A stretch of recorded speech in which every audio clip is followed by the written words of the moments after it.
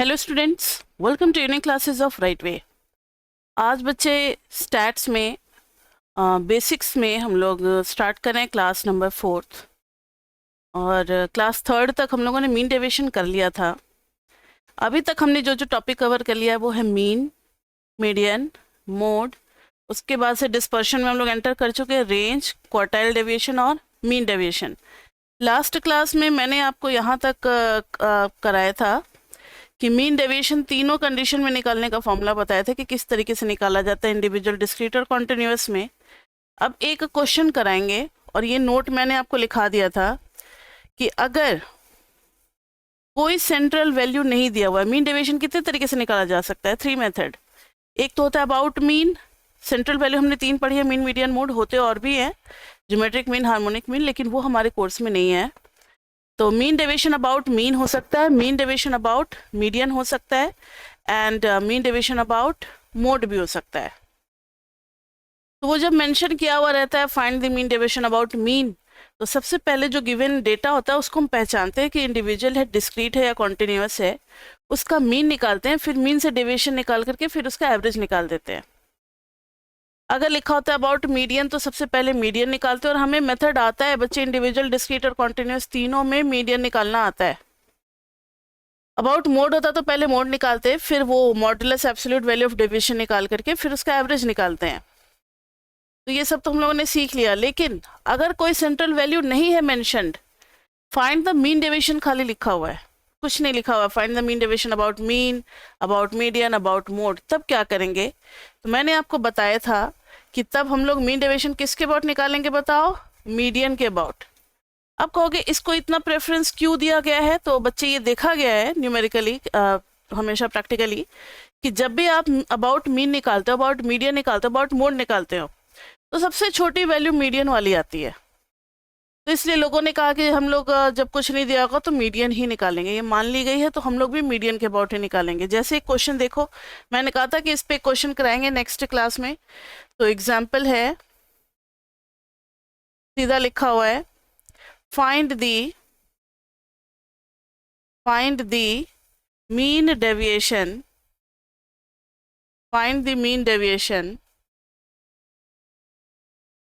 and its coefficient, mean deviation and its coefficient। मान लो कि हमारा क्वेश्चन में दिया हुआ है मार्क्स और इधर दिया हुआ है नंबर ऑफ स्टूडेंट्स। मार्क्स है 21 से 25, 26 से 30, फिर 31 से 35, फिर है 36 से 40, फिर 41 से 45, 46 से 50, 51 से 55, और नंबर ऑफ स्टूडेंट्स आ जाएगा इसमें 5, 15, 28, 42, 15, 12 और 3। अब देखो, ये रहा क्वेश्चन, यानी ये किस टाइप का क्वेश्चन हो गया? सबसे पहले डेटा को देख करके दिमाग में ये आता है कि ये कॉन्टिन्यूअस है, यानी इंडिविजुअल और डिस्क्रीट के बारे में तो नहीं इमेजिन करना, अब हमें कॉन्टिन्यूअस की दुनिया में चलना है। कॉन्टिन्यूअस में दिया हुआ है कि फाइंड द मीन डेविएशन, हमने ढूंढा, कहीं भी नहीं है, ना मीन पूछा है, ना मीडियन, ना मोड। एक बात क्लियर हो गया कि हम अबाउट मीडियन निकालेंगे, लेकिन इसके लिए आपको एक लाइन लिखना पड़ेगा कि आपने क्यों सोचा कि अबाउट मीडियन निकालोगे, यही वो चाहते हैं, इस पर भी मार्क्स मिलेगा। तो लिखेंगे we find mean deviation about median as no central value, central value या एवरेज बात एक ही होता है, no central value is mentioned, no central value is mentioned and it is the least। जब कोई सेंट्रल वैल्यू नहीं दिया होता है तो हम अबाउट मीन डेविएशन ही निकालते हैं।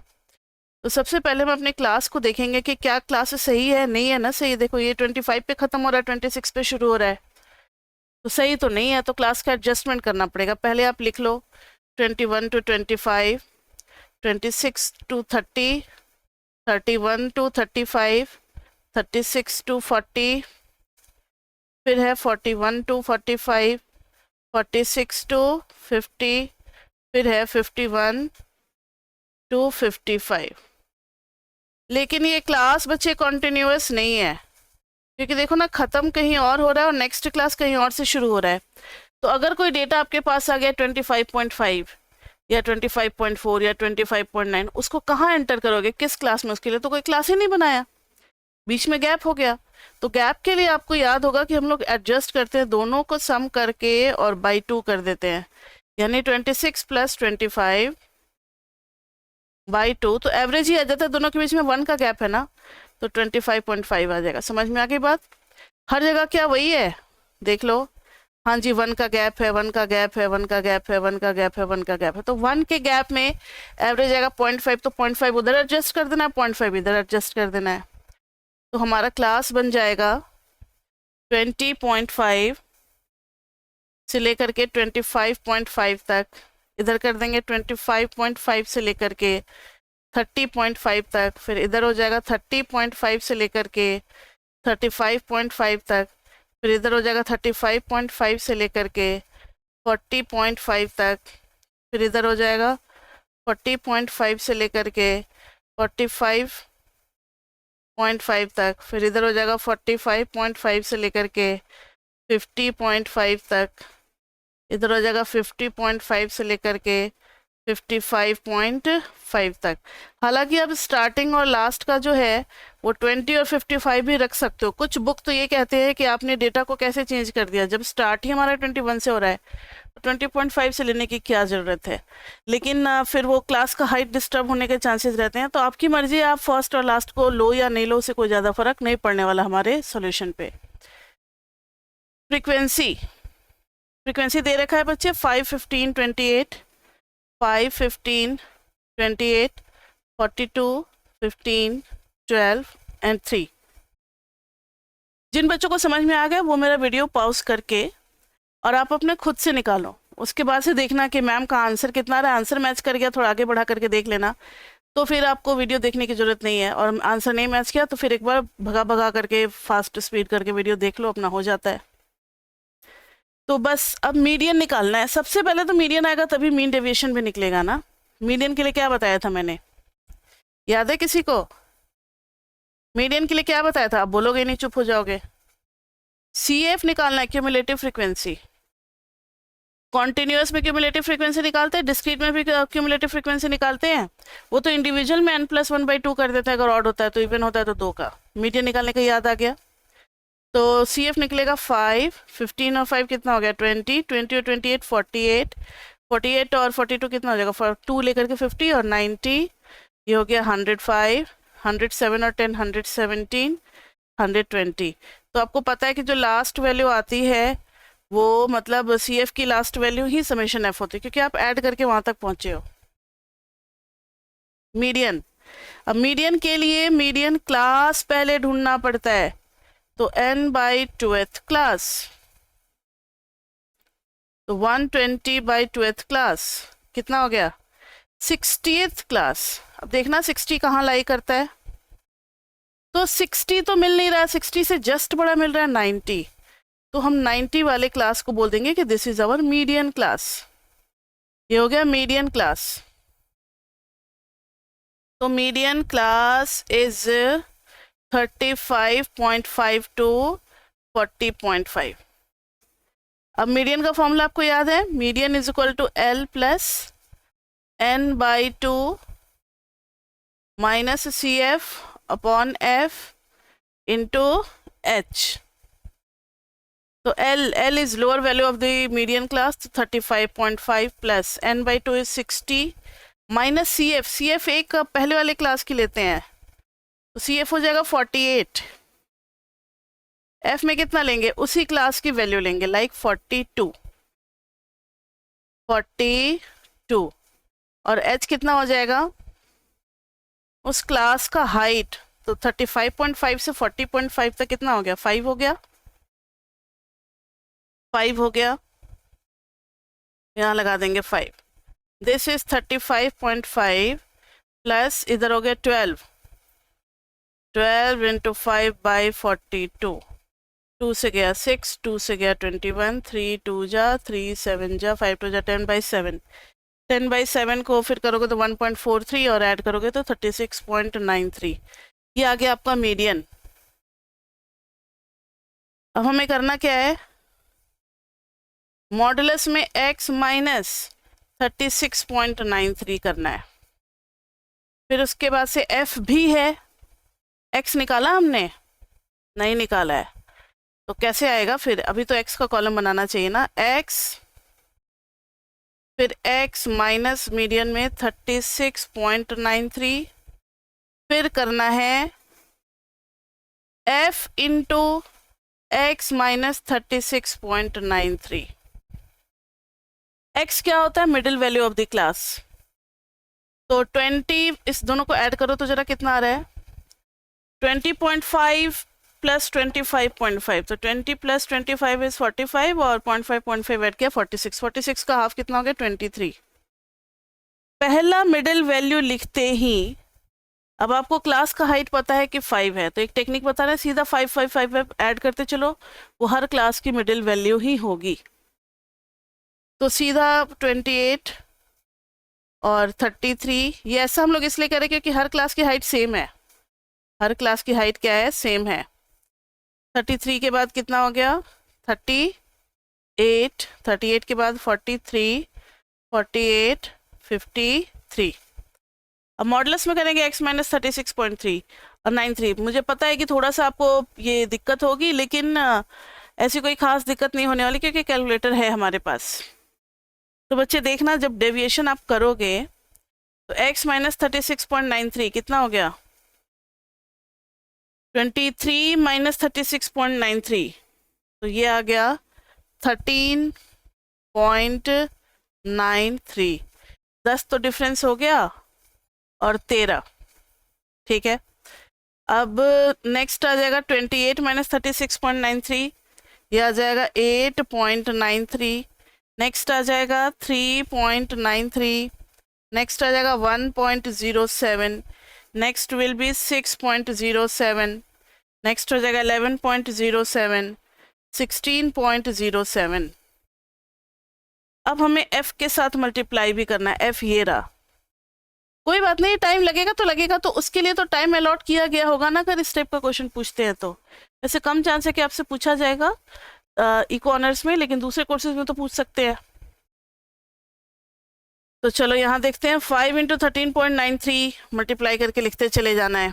तो मैंने ये ऑलरेडी कर लिया है 69.65, तो बिना टाइम वेस्ट किए हुए बता देते हैं, सबने निकाल भी लिया होगा। 110.04, 44.94, 91.05, 132.84, 48.21, 48.21 सबका सम करेंगे तो ये आ गया 630.08। तो मीन डेविएशन का फॉर्मूला आपको याद होगा। मीन डेविएशन का फॉर्मूला क्या बताया था मैंने, कि mean deviation is equal to summation of F, और जो डेविएशन आता है अपॉन में समेशन एफ। अब हमने एच से तो डिवाइड किया नहीं था क्लास हाइट से, अगर डिवाइड किए रहते तो फिर मल्टीप्लाई करना होता लास्ट में। नहीं समझे, यहाँ देखो, ये जो हमने डेविएशन निकाला है ना, इस डेविएशन में बाद में हमने डिवाइड नहीं किया, डिवाइड करते तो फिर मल्टीप्लाई करना होता। Summation F D upon summation F, तो उस हिसाब से समेशन एफ डी कितना आ गया 630.08 और समेशन एफ इज 120, तो 630.08 अपॉन में 120, दिस इज 5.26। ये आ गया मीन डेविएशन। और कोफिशिएंट ऑफ मीन डेविएशन कितना आ गया, coefficient of mean deviation is equal to, जो भी मीन डेविएशन आएगा उसको उसी सेंट्रल वैल्यू से क्या कर देंगे हम लोग, डिवाइड कर देंगे, यानी 5.26, और ये रहा मीडियन 36.93, तो यह आ जाएगा 0.142। तो पॉसिबल नहीं है कि अब हर टाइप का क्वेश्चन कराए, इंडिविजुअल में भी 3 कराए, मीन मीडियन मोड, डिस्क्रीट में भी 3 कराए, कॉन्टिन्यूस में भी 3 कराए। वो भी हम करवाते अगर ये चीज़ आपके कोर्स में होता और इससे क्वेश्चन आता। ये सिर्फ आपको आइडिया लेना है, ये नहीं आता आपके पेपर में, इसलिए एक करा दिया और एक सबसे मुश्किल वाला आपको कराया है, कॉन्टिन्यूस का कराया है, जिसमें कोई सेंटर वैल्यू पता ही नहीं होता। सेम तरीके से अब आप आइडिया लगा लिए होंगे कि सब कैसे निकलेगा। तो एक होता है मीन डेविएशन, इसको हम लोग किस कैटेगरी में डालते हैं, मेजर्स ऑफ डिस्पर्शन। तो मेजर्स ऑफ डिस्पर्शन में हमने रेंज देख लिया है, क्वार्टाइल डेविएशन देख लिया, मीन डेविएशन देख लिया। ये तीनों के बारे में भी आइडिया होना चाहिए, लेकिन जो स्टैंडर्ड डेविएशन करने जा रहे हैं वो बहुत इंपॉर्टेंट है, वो तो आपको एग्जाम में आता ही आता है, और ये हर चैप्टर में है स्टैंडर्ड डेविएशन का यूज। और ये आपकी बुक में भी है, डिवोर की बुक में जो है ना, वो फर्स्ट चैप्टर में है स्टैंडर्ड डेविएशन के बारे में। तो सबसे पहले देखेंगे स्टैंडर्ड डेविएशन। स्टैंडर्ड डेविएशन, और इसको रिप्रेजेंट करते हैं किससे, सिग्मा से। किससे रिप्रेजेंट करते हैं, सिग्मा से। ठीक है, स्टैंडर्ड डेविएशन इसको किससे रिप्रेजेंट करते हैं, सिग्मा से। अब स्टैंडर्ड डेविएशन भी बच्चे निकालने का वही जैसे मीन डेविएशन के लिए हमने पढ़ा था, उसी तरीके से बहुत सारे मेथड होंगे। तो स्टैंडर्ड डेविएशन के मेथड 3 है, तीनों टाइप के सीरीज में देखेंगे अलग अलग। पहला है डायरेक्ट मेथड। डायरेक्ट मेथड तो आप जान ही गए होंगे, जिसमें x रहता है और उसको एज इट इज यूज करते हैं without making any change in the observation. ना हम कुछ माइनस करते हैं, ना कुछ से हम डिवाइड करते हैं। डायरेक्ट के बाद आता है शॉर्टकट, या फिर एज्यूम्ड मीन भी कह सकते हैं। एज्यूम्ड मीन, यहाँ पर डेविएशन का मतलब होता है x माइनस a, मतलब एज्यूम्ड मीन से डेविएशन। और ये होता है actual mean method. Actual mean method जिसमें स्मॉल x का मतलब होता है x minus x mean. Actual mean method में क्या होता है, x minus x mean, small x का मतलब होता है। समझ में आ गया। तो बस फर्क इतना ही है कि पहले वाले में हम लोग कैपिटल X यूज करेंगे, तो दूसरे वाले में कैपिटल X रिप्लेस हो जाएगा D से, तीसरे वाले में capital X will be replaced with small x। अब पूरे स्टैटिस्टिक्स में स्मॉल x का मतलब यही होगा x माइनस x मीन, याद रखना आप। ठीक है, चलते हैं। तो अब इंडिविजुअल में देखते हैं।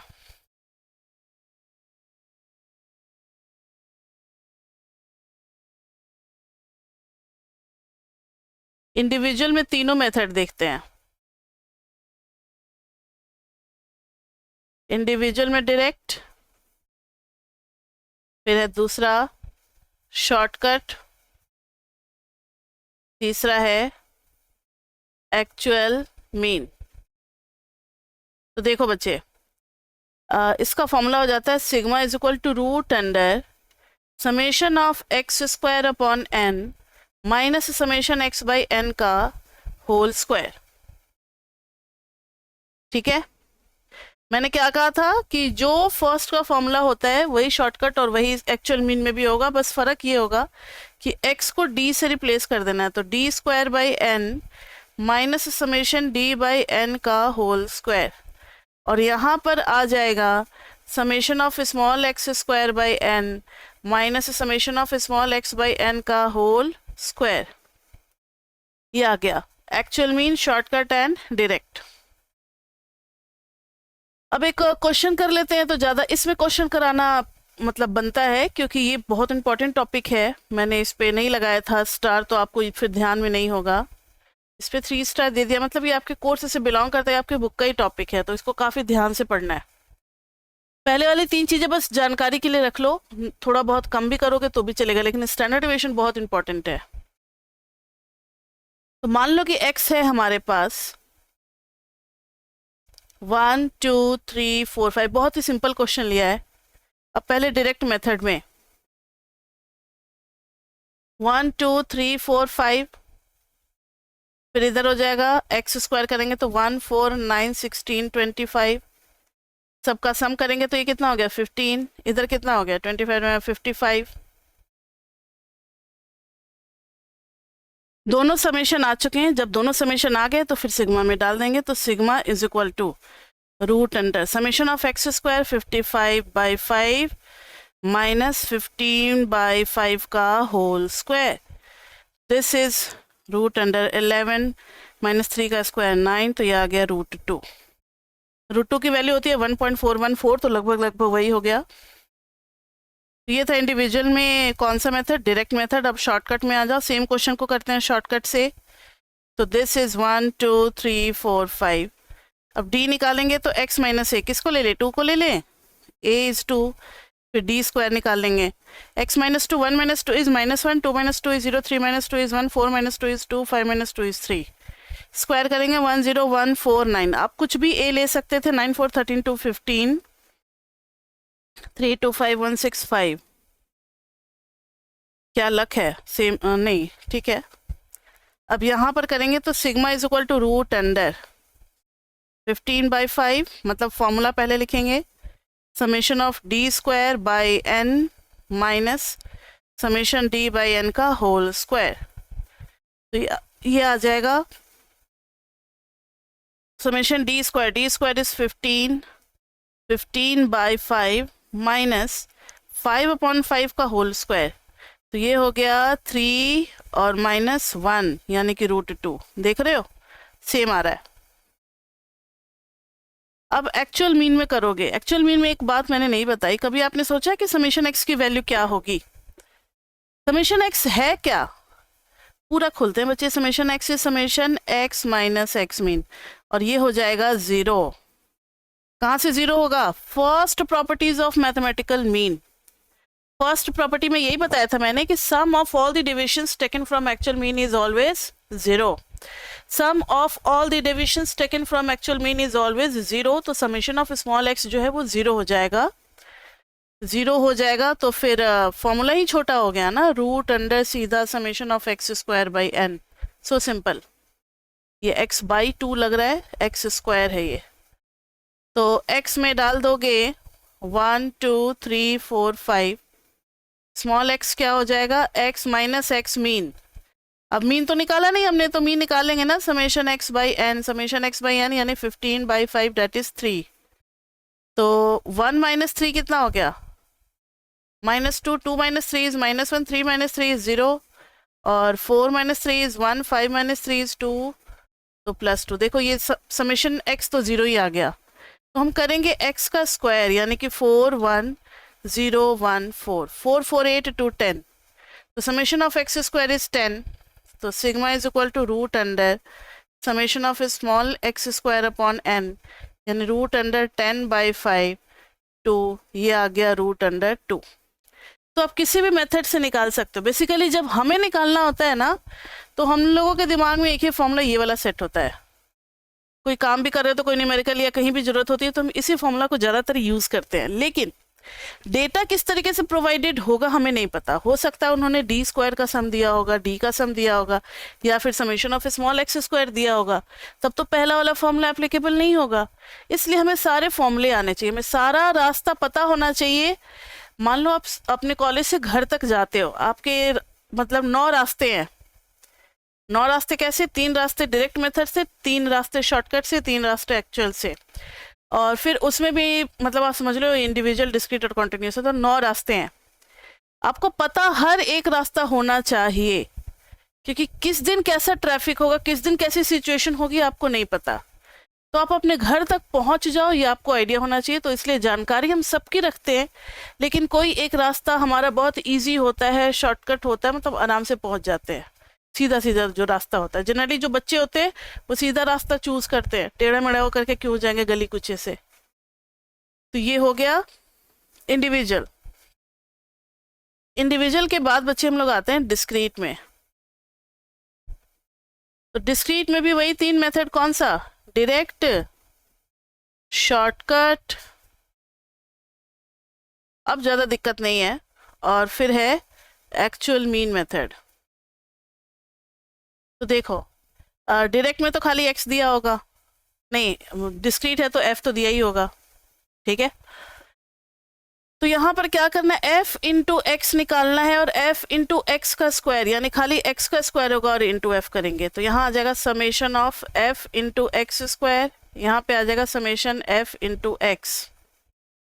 फॉर्मूला में देखो मैंने आपको ये टेक्निक कहाँ बताया था, मीन में फर्स्ट क्लास में ही बताया था कि जो भी फॉर्मूला इंडिविजुअल के लिए होता है, जहां जहां समेशन होता है उसकी क्वांटिटी को पहले एफ से मल्टीप्लाई करेंगे, फिर समेशन लेंगे और एन को रिप्लेस कर देंगे समेशन एफ से। याद है आपको?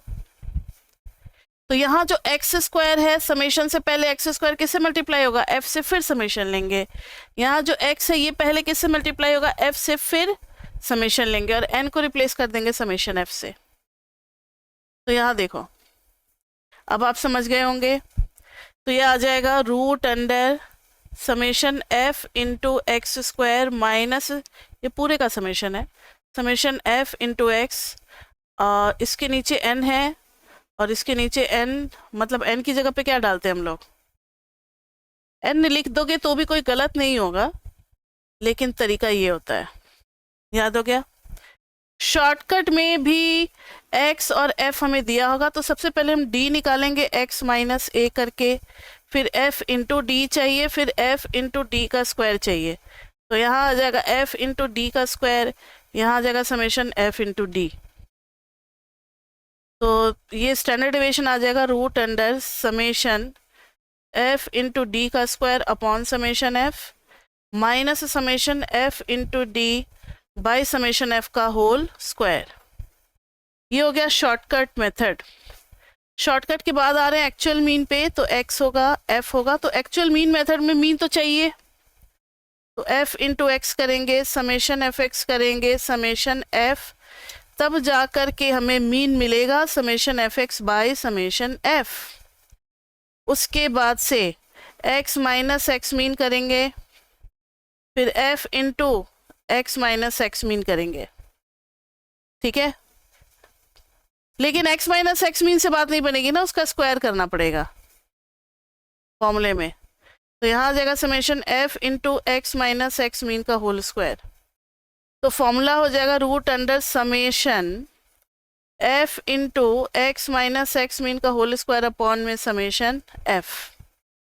क्लियर? तो ये था हमारा डिस्क्रीट में। समझ में आई बात? अब हम लोग आते हैं कॉन्टिन्यूअस पे।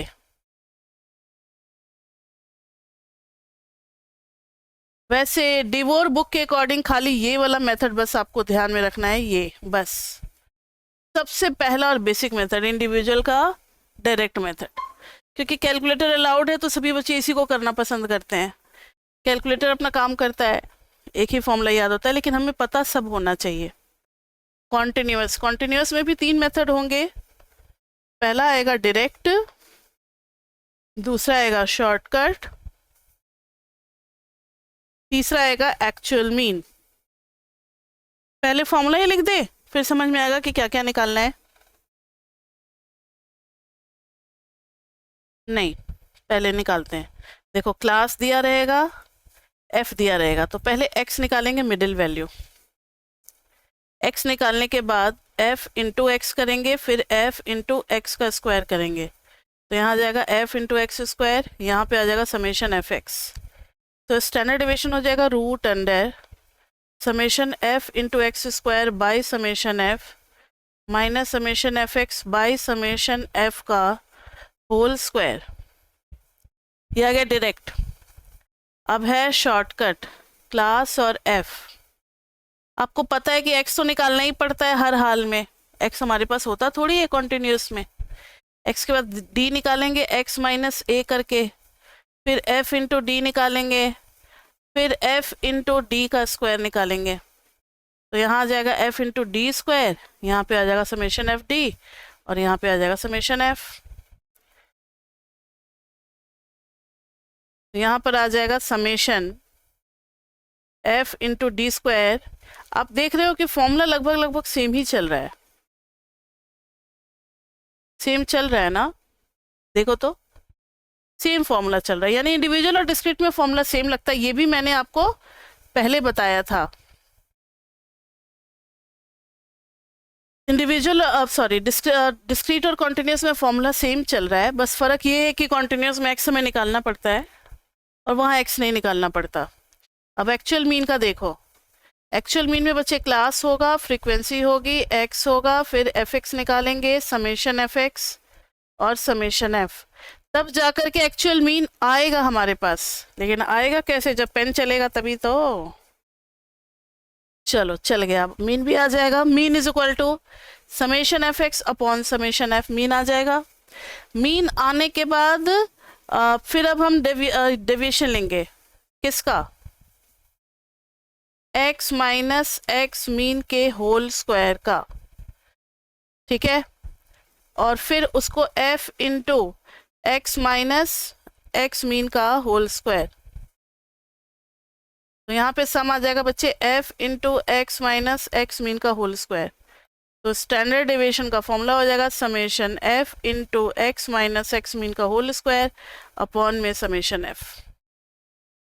अब जरा बात को समझो जो बताना चाह रहे हैं। इन सभी तीनों क्वेश्चन में जो कि कॉन्टिन्यूस के थे, तीनों मेथड में हमने डेविएशन सिर्फ x माइनस ए लिया था। अगर इफ d होता x minus A by H, बिल्कुल कर सकते हैं, ऐसा हमने मीन में भी किया था। अगर क्लास हाइट से आप डिवाइड करते हो तो कुछ नहीं करना, लास्ट में h से मल्टीप्लाई हो जाएगा, यानी पहले वाले में हो जाएगा root under f into x square का sum by summation f minus summation F X upon summation f और इंटू h बिल्कुल बाहर से। यहाँ भी अब आप समझ गए होंगे, रूट अंडर फिर इंटू h, यहाँ भी रूट अंडर और इंटू h। समझ में आ गया? मतलब अगर आप h से डिवाइड करते हो तो लास्ट में फिर h से मल्टीप्लाई करना पड़ेगा। ये बस फॉर्मूले में थोड़ा सा आपको केयर करना है। समझ में आ गई बात? वैसे बेसिक हमारा फॉर्मूला, इतना सब पढ़ने के बाद एक ही फॉर्मूला आपको लर्न करना है। कौन सा? पहला वाला हमारा बेसिक फॉर्मूला, ठीक है। क्योंकि कोई भी प्रूफ आएगा या कुछ भी आता है मैथमेटिकल प्रॉपर्टीज वाली या कुछ भी, तो फर्स्ट प्रॉपर्टी से, मतलब फर्स्ट फॉर्मूला से ही काम चल जाता है हमारा, ठीक है। वैसे ये वाला भी फॉर्मूला याद होना चाहिए, लेकिन खाली फर्स्ट याद है तो भी सही है। न्यूमेरिकल तो कर ही लेंगे ना, स्टैंडर्ड डेविएशन निकालने से मतलब है। ये थोड़ी कह रहा है कि किस मेथड से निकालो। अब अगर मेथड लिखा हुआ आ गया तब तो फिर आपको वही फॉर्मूला लगाना पड़ेगा, लेकिन मेथड लिखा हुआ आता नहीं है, तो हम कैसे निकालेंगे? फिर अपना इसी से निकालेंगे, किससे? फर्स्ट वाले फॉर्मूला से। समझ में आ गया? अब स्टैंडर्ड डेविएशन के बाद आता है बच्चे सीवी। सीवी अब कहोगे आपने मैम स्टैंडर्ड डेविएशन पे क्वेश्चन कराया नहीं है, तो करवाएंगे। और फिर mathematical properties of standard deviation भी एक टॉपिक रहता है, वो भी करेंगे, तब जाकर के हमारा सेकंड टॉपिक कंप्लीट होगा। पहले सीवी करा देते हैं, स्टैंडर्ड डेविएशन से रिलेटेड है। सीवी होता है coefficient of variation, coefficient of variation. CV का फॉर्मूला होता है standard deviation upon mean into 100, यानी ये परसेंटेज में निकलता है।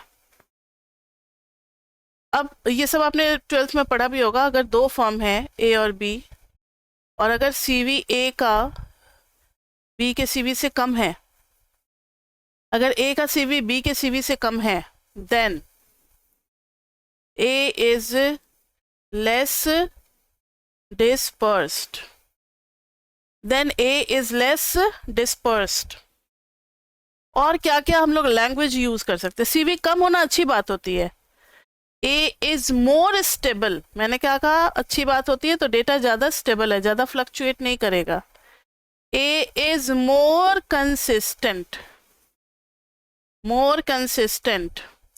तो इसके कैलकुलेशन में प्रॉब्लम नहीं आएगी, क्योंकि स्टैंडर्ड डेविएशन निकालने का सारा फॉर्मूला आता है, मीन भी निकालने का सारा फॉर्मूला आता है। इसलिए सीवी का कोई फॉर्मूला अलग से मुझे नहीं कराना, बस क्वेश्चन में डिसाइडिंग फैक्टर काम करता है सीवी। तो ए इज मोर कंसिस्टेंट, और क्या हो सकता है? A is less dispersed, A is more stable, A is less variable. ये भी कभी कभी टर्म यूज हो जाता है। मतलब जिसका सीवी कम, बहुत अच्छी बात है, उसके साथ साथ सारी अच्छी बातें जुड़ी होंगी। समझ में आ गई बात? अब एक क्वेश्चन करते हैं हम लोग सीवी पे, फिर mathematical properties of standard deviation करेंगे।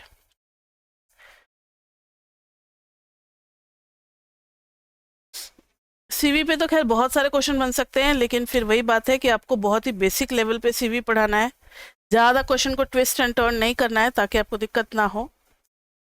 तो मान लो कि 2 बैट्समैन हैं।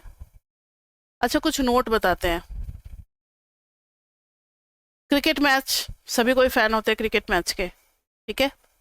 मान लो कि अगर मैच में स्टार्टिंग में हमने टॉस जीता और स्टार्टिंग में हम ज़्यादा रन बनाना चाहते हैं, सबका ये होता है हमने बैटिंग चूज़ की। हमारे पास 2 बैट्समैन है, एक ए बैट्समैन है और एक बी है। ए का पूरा डेटा रखा गया, उसका जो प्लेइंग हैबिट है उसके अकॉर्डिंग उसका एवरेज है, हमारे पास स्टैंडर्ड डिविएशन है, इसका भी एवरेज है और इसका भी स्टैंडर्ड डिविएशन है। नहीं होगा तो जो डेटा दिया होगा उसमें हम लोग निकाल लेंगे। तो प्लेइंग हैबिट से दोनों का एवरेज रन पता है और स्टैंडर्ड डिविएशन पता है, तो सीवी निकाल लेंगे, सीवी ऑफ ए, और इसका निकाल लेंगे सीवी ऑफ बी। दोनों का निकल गया सीवी। अब आप याद रखना कि ए का सीवी कम है, तो डिसाइडिंग फैक्टर है कि मैच के स्टार्ट में किसको भेजेंगे। तो हमारा ऑब्जेक्टिव क्या है बताओ? ज़्यादा रन बने। अब वो 4 और 6 मारे या 1-2 करके ले, हमें उससे फ़र्क नहीं पड़ता, हमें ज़्यादा रन रेट बनाने से मतलब है। तो कैसे बैट्समैन को फील्ड में उतारेंगे, सोचो जरा। जिसका सीवी कम है या जिसका सीवी ज़्यादा, ये सब डिसीजन लिया जाता है क्रिकेट मैच में, बिजनेस में, हर जगह प्लान होता है। हर प्लान का, हर एडवर्टीजमेंट के टाइप का, हर इंसान का, हर ऑब्जेक्ट का, हर मशीन का, हर दवाई का, मेडिसिन का, हर इक्विपमेंट का, हर चीज़ का डेटा हमारे पास होता है। तो बताओ स्टार्टिंग में हम कैसे को भेजेंगे? तो स्टार्टिंग में बच्चे हम वैसे बैट्समैन को भेजेंगे जिसका सीवी कम है, वो ज़्यादा देर तक पिच पे बना रहेगा, 1-2 रन लेकर के भी अपना ज़्यादा रन इकट्ठा करेगा। तो स्टार्टिंग में कैसे को भेजेंगे? जिसका सीवी कम है, लेस सीवी वाले को, यानी ए को भेजेंगे। वो आराम से पिच पे डटा रहेगा और हर बॉल को खेलता रहेगा, कभी 1 रन कभी 2 रन आराम से बनाएगा, एकदम पीसफुल हो, क्योंकि उसका नेचर क्या है? कंसिस्टेंट है, बहुत ज़्यादा वेरिएशन नहीं है उसके रन में, लेकिन वो बनाता है। अब मान लो दूसरे मैच में टॉस सामने वाली टीम ने जीता, उसने 350 का बना दिया हमारे लिए टारगेट। 350 में हम लोग कहाँ तक पहुँच गए? 320 तक पहुँच गए। अब 2 ओवर बचा हुआ है, 30 रन और चाहिए। अब रिस्क ले सकते हैं क्या? उसी कंसिस्टेंट वाले बैट्समैन को बने रहने दे पिच पे, वो ज़्यादा से ज़्यादा कितना 12 रन 24 रन बना पाएगा, तो भी हमारे जीतने के चांसेस कम हो जाते हैं, क्योंकि हमें जीतने के लिए चाहिए 30 रन, 30 रन चाहिए। ध्यान से सुना मेरी बात। तो जब बॉल है कम और हमारे जीतने के चांसेस है कम, तो हम वैसे बैट्समैन को भेजेंगे जिसका सीवी ज़्यादा है। अब हम रिस्क लेंगे, सीवी ज़्यादा है मतलब वो 4 और 6 ज़्यादा मारता है या फिर किसी बॉल पे 0 रन भी लेता है, तो वैसे बैट्समैन को भेजेंगे। हो सकता है कि वो 3-4 छक्के में ही सारा काम तमाम कर दे। तो जब लास्ट में भेजना है और हमें बहुत ज़्यादा फ्लक्चुएशन की ज़रूरत है, ज़्यादा वेरिएशन की ज़रूरत है, तो हम एंड में कैसे बैट्समैन को भेजेंगे? मोर सीवी वाले को भेजेंगे, यानी बी बैट्समैन को भेजेंगे। तो ये सब डिसीजन लिया जाता है। जो भी हमारे जो एडवाइज़र होते हैं क्रिकेट टीम में, कैप्टन जो है उन लोगों से भी पूछता है। ये सारी पॉलिसी ना पहले ही बना दी जाती है, क्रिकेट मैच में जाने से पहले सारा डिस्कशन हो चुका होता है। सब, हर क्रिकेट वाले प्लेयर का फाइल होता है, सबका इन्फॉर्मेशन होता है। तो जो डेटा एनालिस्ट होते हैं वो लोग ये सजेस्ट करते हैं कि देखो भाई, आपके जितने भी 15 या 20 प्लेयर हैं, इसमें से सबका सीवी सबसे ज़्यादा इसका है, और वो पता लग जाता है। भले ही आप सीवी से नहीं कंपेयर करते हो, लेकिन आप उसके प्लेइंग हैबिट से जान रहे हो कि अरे ये बंदा जो है ये सिर्फ चौके और छक्के में ज़्यादा इसको मज़ा आता है और ये मारता भी है, तो हम लोग इसको बाद में भेजेंगे। तो एक्चुअली में वहाँ पे सीवी काम कर रहा है। समझ में आ गई बात? तो इसमें कोई क्वेश्चन हो सकता है जिसमें सीवी निकाल करके कंपेयर करना होगा, और क्या है। अब एक और एग्जाम्पल, वही कंपनी वाला एग्जाम्पल लेते हैं। मान लो मैंने अभी ग्रेजुएशन किया या आपने ही ग्रेजुएशन किया, और हमारे पास 2 कंपनी का जॉब ऑफर आया है। हमने दोनों कंपनी का अपना प्रोफाइल देखा। तो पहले वाले कंपनी में एवरेज सैलरी मिलती है 65,000 पर मंथ, दूसरे वाले में एवरेज सैलरी मिलती है 50,000 पर मंथ। ठीक है, 65,000 पर मंथ और दूसरे वाले में 50,000। आप बहुत खुश हो जाओगे, अरे भाई 65,000 वाले में ज्वाइन करेंगे, हम क्यों जाएंगे 50,000 वाले में। यहाँ पर है स्टैंडर्ड डेविएशन 5,000, यहाँ पर है स्टैंडर्ड डेविएशन 2,000। तो देखो स्टैंडर्ड डेविएशन ज़्यादा है, इसका मतलब क्या है, ज़्यादा है इसका मतलब क्या है, बहुत ज़्यादा फ्लक्चुएट भी करता है। इसमें आपके चांसेस हैं क्या कि आप डायरेक्ट 65,000 से कभी 90,000 पे भी पहुंच जाओगे, अच्छा परफॉर्म करोगे तो, और गिर भी सकता है आपका सैलरी। यहाँ कम फ्लक्चुएशन होगा क्योंकि स्टैंडर्ड डेविएशन कम है, समझो मेरी बात। तो दो टाइप के बंदे होते हैं, एक होता है अरे भाई मैंने पढ़ लिख लिया, मुझे ज़्यादा मतलब रिस्क लेना पसंद नहीं है, मैं बड़ा पीसफुल माइंड का हूँ, मुझे शांति से जॉब करना है और जॉब को खतरे में नहीं डालना, आराम से अपना ज़िंदगी मज़े में काटना है। तो वो बच्चा ऐसे वाले कंपनी को चूज करेगा कि भले ही एवरेज सैलरी कम है लेकिन खतरा भी तो कम है, स्टैंडर्ड डेविएशन भी तो कम है। लेकिन जो बंदे रिस्क लेना पसंद करते हैं और जो कुछ ज़्यादा अचीव करना चाहते हैं वो फिर ये वाला कंपनी चूज करेंगे, ठीक है। ये तो मैंने अभी आपको बताया स्टैंडर्ड डेविएशन के बेसिस पे, लेकिन आप फिर कंफ्यूज करेंगे ना कि मैम यहाँ एवरेज ज़्यादा है यहाँ एवरेज कम है, तो इसीलिए सीवी बनाया गया। सीवी दोनों का कंबाइंड इफेक्ट होता है। सीवी निकालेंगे तो standard deviation by mean into 100, यहाँ पे सीवी निकालेंगे तो यहाँ भी standard deviation by mean into 100। तो यहाँ पर निकालो standard deviation is 5,000 by 65,000 into 100। यहाँ क्या आ जाएगा सीवी, स्टैंडर्ड डेविएशन है 2,000 बाई 50,000 इंटू 100। तो 3 ये कितना हो गया 500 by 65, 500 by 65, 500 divided by 65 is equal to 7.692। Comparison के लिए डेसिमल के बाद 3 डिजिट ले लेना आप लोग, इधर 3 गया 3 गया 1 गया 1 गया, तो 20 बाई 5 इज 5 2 जा 10 4। तो इसका सीवी ज़्यादा, यानी यहाँ पे मोर रिस्क है, और मोर गेन भी है। तो जो लोग थोड़े चैलेंजिंग नेचर के होते हैं वो इस टाइप का जॉब करेंगे। यहाँ पे लेस रिस्क है जॉब जाने का, रिसेशन में जॉब चली भी जाती है। आप लोगों को तो आइडिया होगा, आप लोग इस एरा से बिलोंग करते हो जहाँ जॉब से निकाल भी दिया जाता है, क्योंकि जब रिसेशन आता है तो कंपनी वाले बोलते हैं कि अब हम एफर्ट नहीं कर पाएंगे, इतने लोगों को सैलरी नहीं दे पाएंगे, तो कुछ लोगों को जॉब से हटा भी देते हैं, टेम्पररी मतलब उनको टर्मिनेट कर देते हैं। फिर जब मार्केट सुधरेगा तो फिर उनको बुलाएंगे, एक तरीके से ये हो जाता है। और फिर उनको क्यों बुलाते हैं, फिर नए किसी को बुलाते हैं, पुराने लोगों को क्यों बुलाएंगे जो बैठ गया, वो भी तो खाली थोड़ी बैठा रहेगा, कहीं ना कहीं जॉब ज्वाइन कर लेता है। तो लेस रिस्क लेस गेन, तो ये सब डिसाइडिंग फैक्टर में काम करता है। तो आप लोग भी जब जाओगे तो किसी कंपनी का सीवी निकालना, मजाक कर रहे हैं, तुम कहाँ से निकालोगे सीवी कंपनी का, लेकिन हाँ ये थोड़ा सोच में रखना कि भले ही सैलरी कम दे रहा है लेकिन यहाँ पे ज़्यादा अगर है तो फिर ज़्यादा कर सकते हैं सीवी निकाल करके ज़्यादा, और जहाँ सीवी कम आएगा वहाँ पे चैन की ज़िंदगी काटोगे अपना। तो ये हो गया सीवी से रिलेटेड क्वेश्चन। अब बच्चे टॉपिक 2 का लास्ट हमारा जो कॉन्सेप्ट है वो है mathematical properties of standard deviation. उसके बाद से फिर नेक्स्ट क्लास में स्टार्ट हो जाएगा skewness, moment and kurtosis. So write down mathematical properties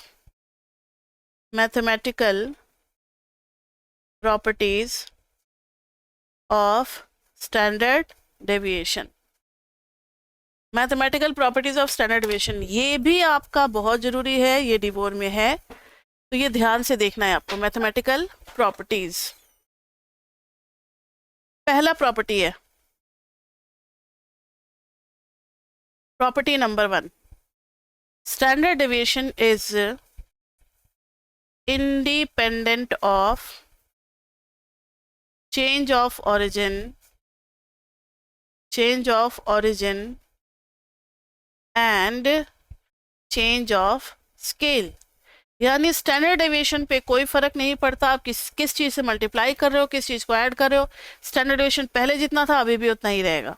मान लो किसी कंपनी की एवरेज सैलरी है 50,000, अब सबकी सैलरी बढ़ गई है 5,000 से, तो स्टैंडर्ड डेविएशन पे कोई फर्क नहीं पड़ेगा। पहले अगर स्टैंडर्ड डेविएशन 5 था तो अभी भी 5 ही रहेगा।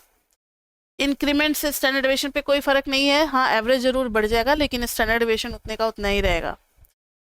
मल्टीप्लाई भी करते हो, सबका सैलरी डबल भी कर देते हो, जिसको कहते हैं मल्टीप्लाइंग फैक्टर, स्केल फैक्टर, तो उससे भी स्टैंडर्ड डेविएशन पे कोई फर्क नहीं पड़ने वाला। इस बात को आप प्रूफ भी कर सकते हो, इसका प्रूफ आना चाहिए जनरली। तो यहाँ देखो, let u is equal to x minus a by h. a by h जब कर दिया तो इसमें दोनों इंक्लूड हो गए एक ही साथ। खाली a होगा तो आप x माइनस a कर देना, और खाली स्केल होगा तो आप h से मल्टीप्लाई कर देना। अब हम करेंगे so both change of origin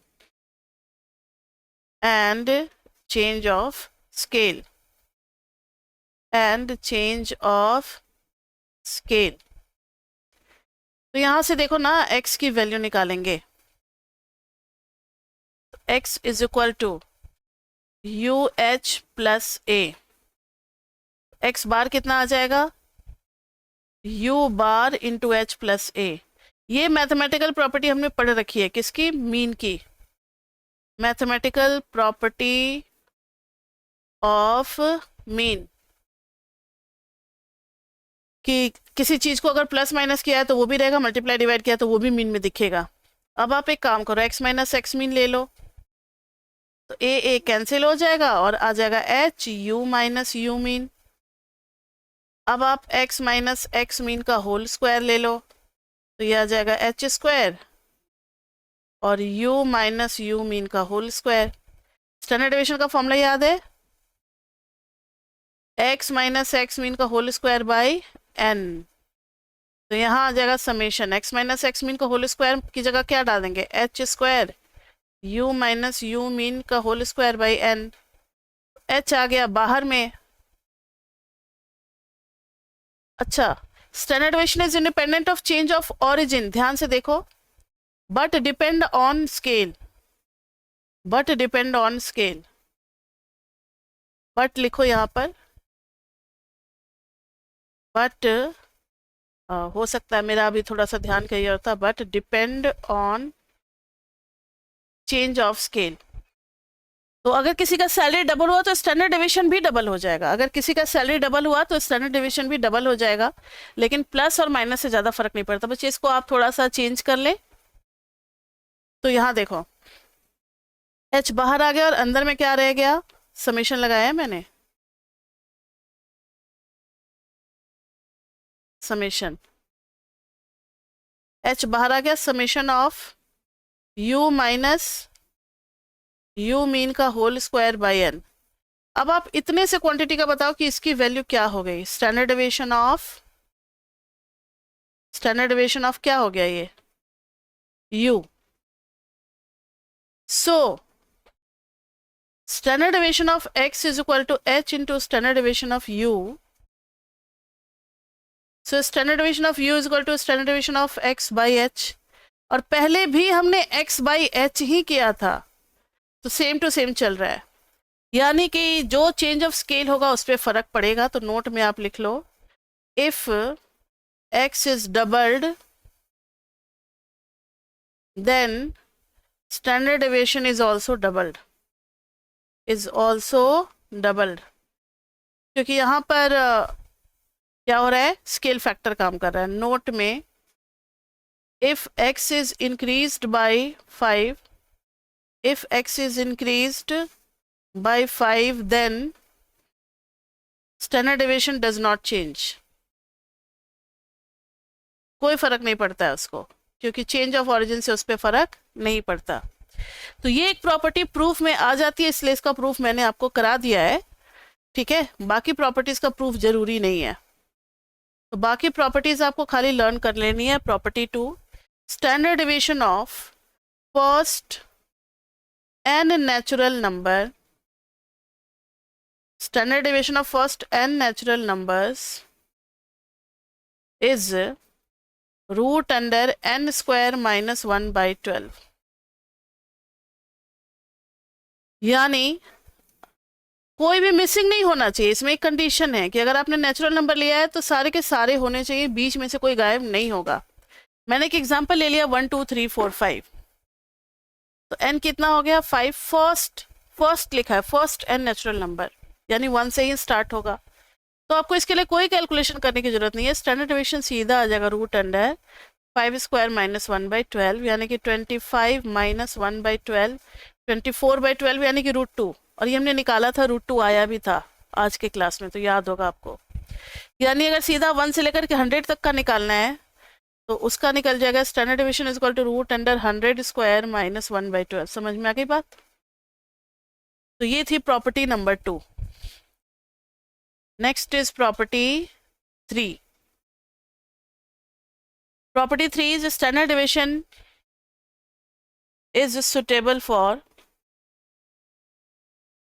for mathematical treatment. ये तो हम लोग देखेंगे कि आगे चल करके हर चैप्टर में, चाहे नॉर्मल डिस्ट्रीब्यूशन हो चाहे कोई भी हो, हर जगह ये स्टैंडर्ड डेविएशन काफ़ी यूज होता है।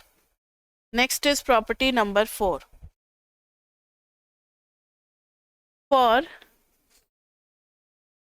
फॉर मॉडरेटली स्क्यूड डेटा, आपको याद रखना है quartile deviation is equal to 2/3 of standard deviation and mean deviation is equal to 4/5 times of standard deviation. ये रिलेशनशिप आपको याद रखना है कि क्वार्टाइल डेविएशन जो होता है वो स्टैंडर्ड डेविएशन का 2/3 होता है और 4/5 होता है स्टैंडर्ड डेविएशन का मीन डेविएशन।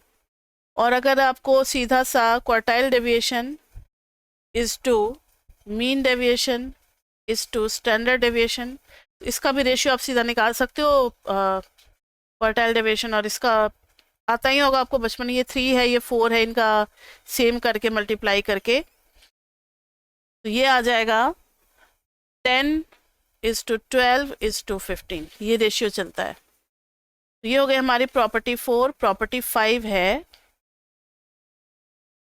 ये फॉर्मूला बस आपको याद कर लेना, कभी कभी हमें स्टैंडर्ड डेविएशन की जरूरत होती है, दिया होता है क्वार्टाइल डेविएशन, तो फिर हम मल्टीप्लाई करके निकालते हैं। प्रॉपर्टी नंबर 5, अगर कोई डेटा हमारा सिमेट्रिकल है तो बीच में तो म्यू होता है। अगर आप थोड़ा सा आगे बढ़ गए, म्यू प्लस स्टैंडर्ड डेविएशन और म्यू माइनस स्टैंडर्ड डेविएशन, तो यहाँ से यहाँ तक में कितना डेटा कवर अप होगा? तो यहाँ से यहाँ तक में बच्चे कितना डेटा कवर अप होगा, ये आपको याद रख लेना है, 68.27%, यानी 68.27% of x belongs to mu minus sigma से लेकर के कहाँ तक, म्यू प्लस सिग्मा में। अब अगर आप थोड़ा सा और पीछे आते हो, 2 टाइम्स लेस कर देते हो, इसमें थोड़ा सा आगे जाते हो, म्यू प्लस 2 सिग्मा, तो -2 सिग्मा से +2 सिग्मा के बीच में 95.45%, यानी 95.45% ऑफ, ये स्मॉल एक्स से आपको लगेगा कि वो है कैपिटल एक्स ही एक्चुअली में, बिलोंग्स टू म्यू -2 सिग्मा से लेकर के म्यू प्लस 2 सिग्मा। इन सब को चैप्टर 4 में प्रूव करेंगे नॉर्मल डिस्ट्रीब्यूशन में। नॉर्मल डिस्ट्रीब्यूशन में इस प्रॉपर्टी का प्रूफ है, वहाँ इंटीग्रेशन लगा करके हम लोग प्रूफ भी करेंगे, ठीक है, कॉन्टिन्यूअस में। म्यू -3 सिग्मा ये लास्ट बाउंड्री होता है, इससे आगे हम लोग नहीं जाते, म्यू प्लस 3 सिग्मा। अगर आप यहाँ से यहाँ तक डेटा कवरेज देखना चाहते हो तो वो हो जाता है 99.73% of x belongs to mu -3 sigma से लेकर के म्यू प्लस 3 सिग्मा। समझ में आ गई बात? तो ये बहुत इंपॉर्टेंट प्रॉपर्टी है, later in chapter 4 we will prove it. इस पे क्वेश्चन है, प्रूफ इसका करना है। तो ये थी प्रॉपर्टीज ऑफ स्टैंडर्ड डेविएशन। तो आज के क्लास में मुझे लगता है बहुत ज़्यादा हो गया है, कुछ और टॉपिक्स रह गए हैं। तो today was class number 4th और 5th, कौन सी क्लास थी? कुछ और स्टैंडर्ड डेविएशन में रह गया है, आज की क्लास में जल्दी जल्दी में हम नहीं कराना चाहते, वो नेक्स्ट क्लास में ले लेंगे, क्लास 4th। तो next will be class 5th,